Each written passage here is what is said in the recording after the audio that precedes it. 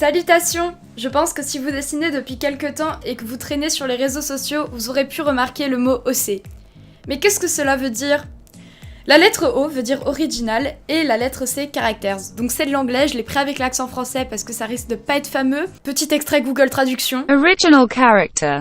Merci, magnifique anglais Google, j'adore. Oh, donc si on traduit de l'anglais au français, ça veut tout simplement dire personnage original. Donc ça veut dire que c'est un personnage qui nous appartient. Pour vous situer, imaginons que je dessine Harry Potter. Harry Potter est un personnage qui m'appartient pas, il appartient à J.K. Rowling, c'est elle qui l'a créé. Donc ça veut dire que c'est l'OC de J.K. Rowling. Mais en contrepartie, si je dessine Akimune, qui est un personnage que j'ai créé, eh bien c'est mon OC tout simplement, donc voilà. Les jeunes artistes veulent trop souvent avoir plein d'OC et leur donnent des histoires banales et lassantes, trop vues et revues, qui entraînent un manque d'originalité et une non-affirmation de posséder un univers. En fait, les OC, c'est le fond de votre dessin. On a la forme avec le style, et le fond avec les histoires et la personnalité du personnage. Souvent, on ne retrouve pas vraiment les deux, il y a une sorte de déséquilibre car les artistes débutants se précipitent dans le dessin et se disent oui, je veux avoir mon propre personnage, tout ça.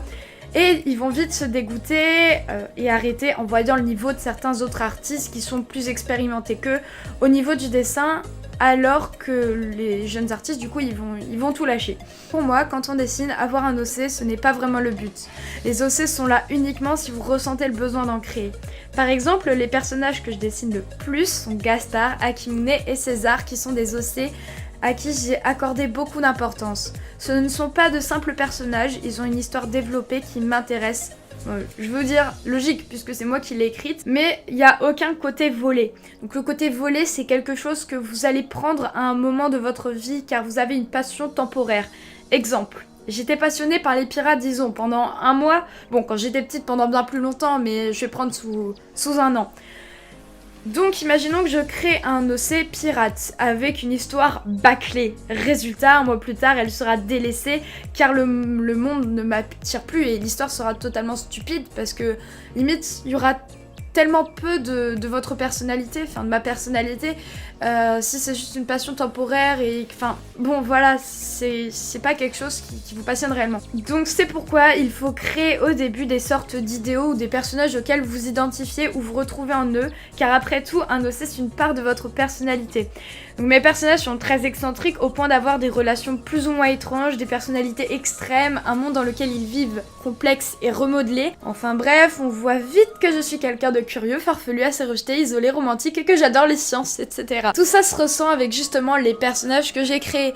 Par exemple Dr Yuki, que vous voyez, qui est mon persona, qui me représente, c'est une scientifique un petit peu tarée, mais c'est une scientifique. La plupart de mes personnages, c'est des personnages qui ont été issus de mon imagination quand je m'inventais une vie à l'époque. Voilà, c'est des personnages avec lesquels je me suis sentie très proche, c'est comme des amis. Je les imagine souvent à mes côtés parce que quand on crée quelque chose, on a un lien très fort avec cette création. Faut pas prendre les gens pour des fous quand ils vous disent ça parce que en général, c'est les artistes qui voient les choses comme ça. C'est pas gamin, non, rien, c'est juste une sorte d'échappatoire et un réconfort d'avoir juste inventé une histoire, s'inventer une vie, pouvoir se projeter. Et c'est une certaine forme d'intelligence. La créativité en soi, quelqu'un de très peu intelligent n'aura pas une grande créativité et quelqu'un qui va carrément arriver à se projeter dans un autre monde, c'est quelqu'un qui a une intelligence extraordinaire. Donc en soi, dites pas que les gens qui se projettent comme ça sont des fous, ça n'a rien à voir. Donc un OC, c'est donc un personnage que vous avez créé, mais ça peut être n'importe quoi. Pas obligé d'être un humanoïde, il peut être un pigeon, une plante qui parle. En bref, c'est un être que vous inventez. Donc je vais dire un être parce que c'est un personnage. Donc en soi, une chaise n'est pas un personnage. Mais par exemple, si vous créez un tabouret ailé qui parle, ce sera une espèce que vous avez créée tout simplement parce que c'est pas quelque chose qui existe. Donc vous aurez créé cette espèce.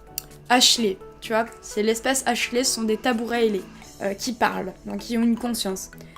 Donc ça voudrait dire que cette espèce, c'est une espèce que vous créez. Mais elle peut être fermée ou ouverte. Donc si c'est une espèce fermée, c'est-à-dire que vous vous autorisez seulement vous à pouvoir créer d'autres Ashley. Si elle est ouverte, vous autorisez la Terre entière à créer des Ashley. Donc avec les caractéristiques que vous leur avez. Les espèces ouvertes, c'est pas mal. T'es contraint à des règles que l'artiste à côté gère. J'aimerais pas créer une espèce ouverte, créer une espèce, l'ouvrir et que les gens viennent modifier carrément l'espèce, etc. etc. Ils s'en servent pour refaire des trucs. Donc je pense avoir parlé des OC comme ça, donc faut pas se précipiter, vous inquiétez pas. Donc comme je vous avais dit avant, faut essayer de s'imaginer une vie et peut-être commencer par créer un persona. Donc un persona en fait c'est un OC qui vous représente vous. Donc moi mon premier persona ça a été Yamiko, donc l'héroïne de mon roman Yamiko. Maintenant je m'identifie plus tellement à elle parce qu'elle a beaucoup changé, je m'identifie bien plus à Dr Yuki ou Gaspard. En fait c'est des personnages qui sont tellement proches de moi que je me retrouve en partie en eux. Donc voilà, faut commencer comme ça à se créer un nouveau soi-même. Voilà, faut pas vous reprendre vos traits de visage, faut carrément créer un nouveau soi-même dans un monde que vous voulez. Voilà, si vous voulez vivre dans un monde futuriste ou dans le monde qui est la Terre de maintenant. Enfin bref, c'est une petite piste, comme ça vous pouvez réinventer toute votre vie et ça pourrait être cool. Et puis après vous allez justement vouloir vous lier avec d'autres personnages que vous allez créer, des personnages qui vont vous plaire. Puis en fait, comme ça, vous allez tenir le fil conducteur d'une histoire et tout ça va se développer au fur et à mesure des années parce que je vous dis, ça fait 1 an et 9 mois. 1 an et 9 mois que je suis sur le monde de Yamiko. Il est toujours pas fini en fait. Et il sera jamais fini parce qu'on peut pas achever quelque chose. Si vous êtes déjà perfectionniste, vous n'achèverez jamais rien. Voilà, clairement. Vous allez toujours vouloir poursuivre et ça c'est bien parce que c'est de l'ambition et faut jamais manquer d'ambition dans le dessin, faut toujours se dire je vais y arriver. Donc voilà, bref, j'espère que cette petite vidéo vous aura plu, je vous fais plein de gros bisous, je vous remercie d'avoir regardé jusque là, je vous souhaite de bonnes fêtes de fin d'année, je vous mets tous les liens de mes réseaux sociaux et de mon Wattpad en description si vous voulez checker mon histoire. Je vous remercie, on a presque atteint les 500 vues sur l'histoire, enfin bref. Du coup je fais plein de gros bisous, je vous dis à bientôt pour une prochaine vidéo, ciao ciao.